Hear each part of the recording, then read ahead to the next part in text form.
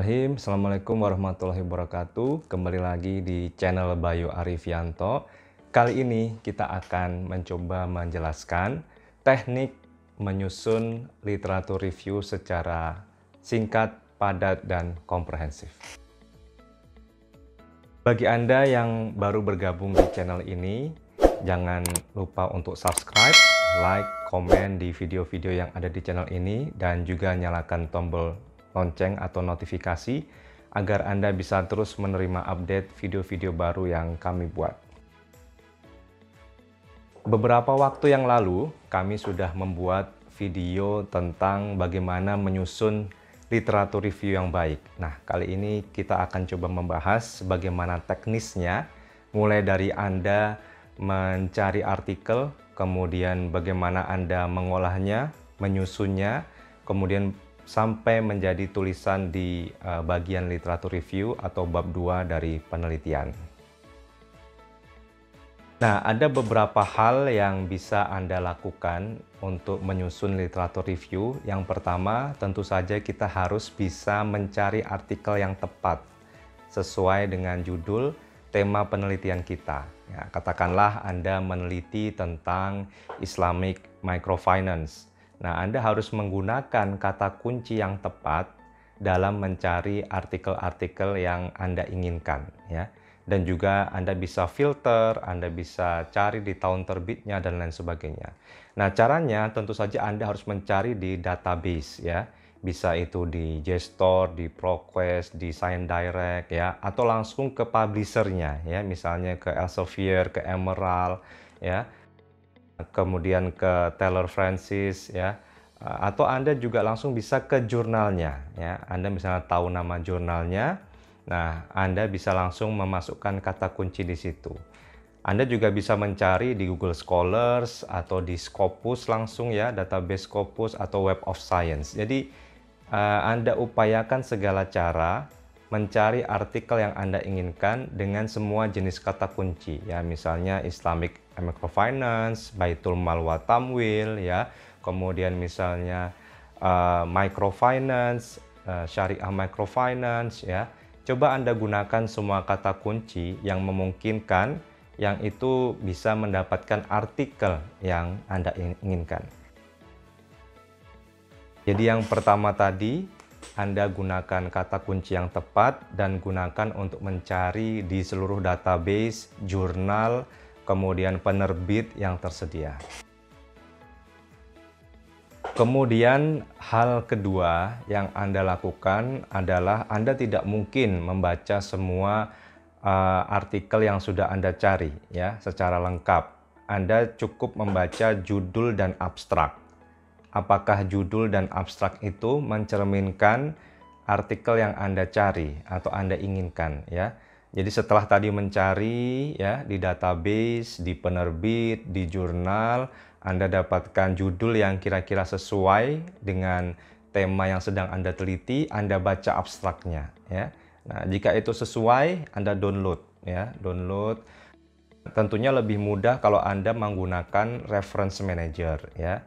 Anda bisa langsung memindahkan, atau Anda bisa gunakan klik langsung pindah ke reference manager, nanti ditautkan sekalian dengan artikelnya, ya. Jadi gunakan judul dan abstrak untuk membantu Anda mengidentifikasi artikel-artikel yang Anda inginkan. Tentunya sebisa mungkin Anda mencari artikel yang terbaru, ya, dalam 5 tahun ke belakang, atau dalam 3 tahun ke belakang, karena artikel-artikel baru ini tentunya memberikan update perkembangan teori, perkembangan penelitian terakhir sampai di mana, sehingga Anda diharapkan bisa melanjutkan penelitian-penelitian tersebut. Setelah artikel-artikel yang Anda dapatkan tadi Anda cari, nah Anda kemudian mulai menyusunnya. Jadi yang ketiga, Anda menyusun artikel-artikel yang Anda cari. Nah, bagaimana menyusunnya? Dalam menyusunnya, Anda bisa menggunakan bantuan tabel, ya. Jadi tabel apa saja isinya? Yang pertama tentunya peneliti, ya. Nama peneliti berserta tahunnya di kolom yang pertama. Kemudian yang kolom kedua adalah fokus studinya, ya. Fokus studinya kemana? Misalnya kalau tadi Islamic Microfinance, di artikel A fokus ke dampak pembiayaan Islamic Microfinance. Artikel B fokusnya ke akses pembiayaan Islamic Microfinance. Ya, Anda kolom kedua isi dengan fokus studinya. Kolom ketiga Anda isi dengan metode yang digunakan dalam artikel tersebut, ya. Misalnya metodenya difference in difference, metodenya logistic regression, ya, metodenya propensity score matching method, ya, misalnya. Kemudian yang kolom keempat adalah results-nya atau findings-nya. Apa saja yang menjadi hasil penelitian artikel tersebut. Misalnya Islamic Microfinance memberikan dampak positif terhadap kesejahteraan anggotanya atau nasabahnya, ya. Misalnya akses terhadap microfinance dipengaruhi oleh variabel-variabel berikut ini, ya, X1, X2, X3 dan seterusnya. Ya. Misalnya ternyata pembiayaan Islamic Microfinance memberikan dampak negatif atau tidak memberikan dampak sama sekali terhadap kesejahteraan anggotanya, misalnya seperti itu. Jadi artikel yang sudah Anda cari tadi, Anda klasifikasikan dengan bantuan tabel, ya, menjadi summary artikel-artikel yang sudah Anda cari dengan membagi menjadi peneliti beserta tahunnya, fokus studinya, metodenya, dan results-nya atau finding dari artikel tersebut.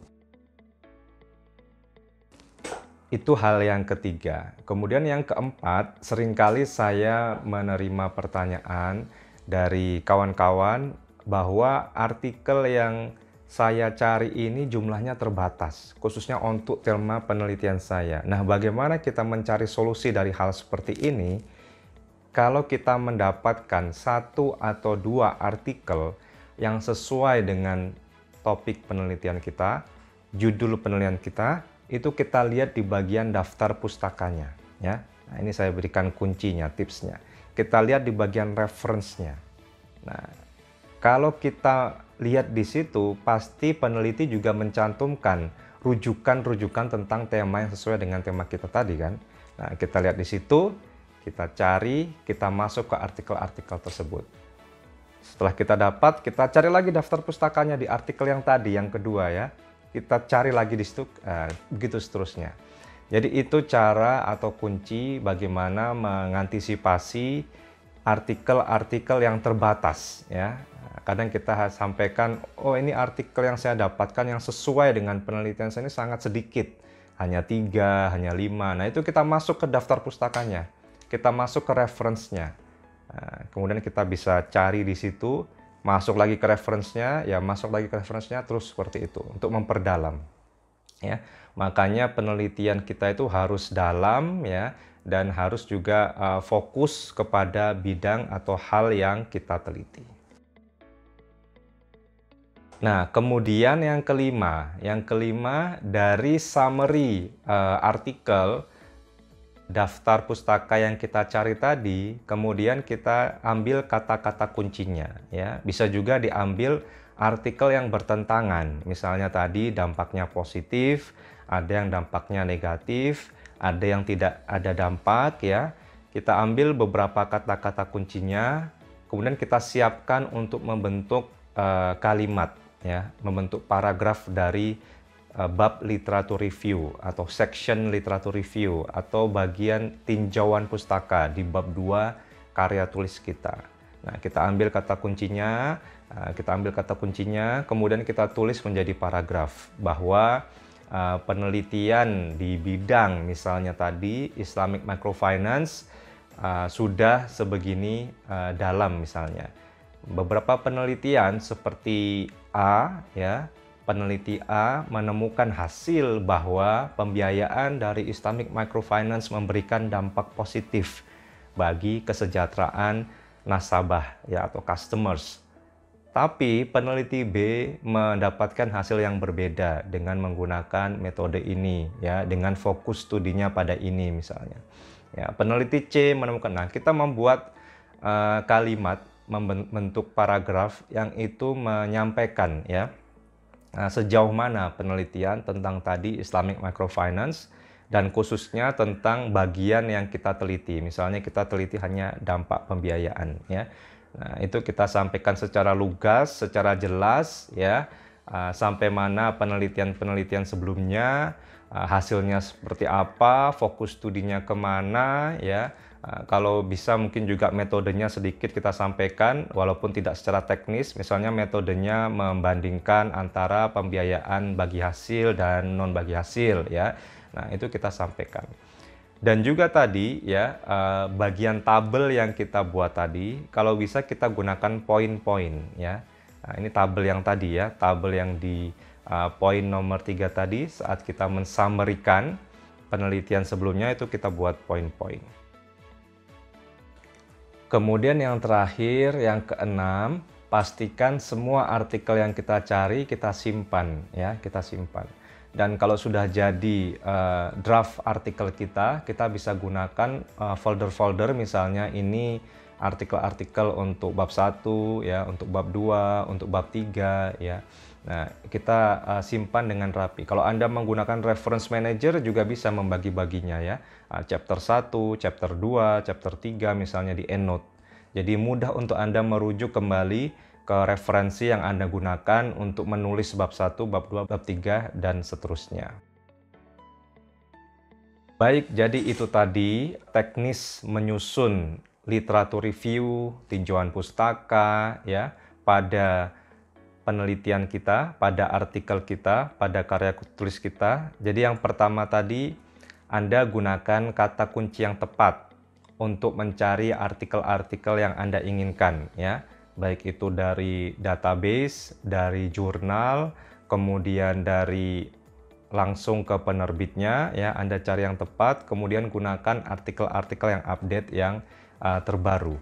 Kemudian yang kedua, untuk mengidentifikasi artikel yang Anda inginkan, Anda baca judul dan abstraknya secara ringkas ya. Nah, kemudian Anda download artikelnya, kemudian Anda bisa baca secara keseluruhan artikel-artikel yang menjadi acuan dari penelitian Anda. Kemudian yang ketiga adalah Anda klasifikasikan ya dengan menggunakan bantuan tabel yang mencakup tadi peneliti beserta tahunnya, fokus studinya, metodologi, dan hasil atau results-nya ya. Gunakan poin-poin untuk mempermudah Anda dalam membaca, mengidentifikasi nanti dan menjabarkan dalam bentuk paragraf ya.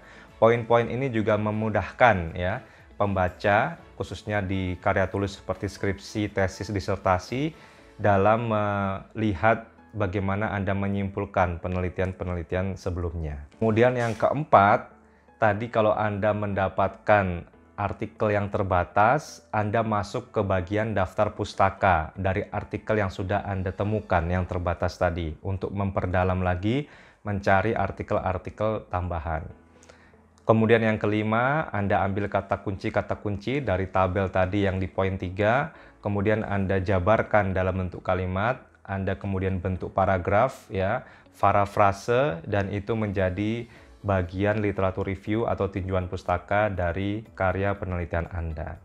Kemudian yang keenam, jangan lupa Anda simpan semua artikel yang sudah Anda cari, gunakan reference manager, kalau bisa gunakan chapter 1, 2, 3, bab 1, 2, 3 sehingga mempermudah Anda dalam mencari artikel bagian-bagian bab yang sudah Anda tulis. Baik, demikian yang bisa saya sampaikan dari video tentang bagaimana menyusun literatur review. Semoga bermanfaat. Wabillahi taufiq wal hidayah. Wassalamualaikum warahmatullahi wabarakatuh.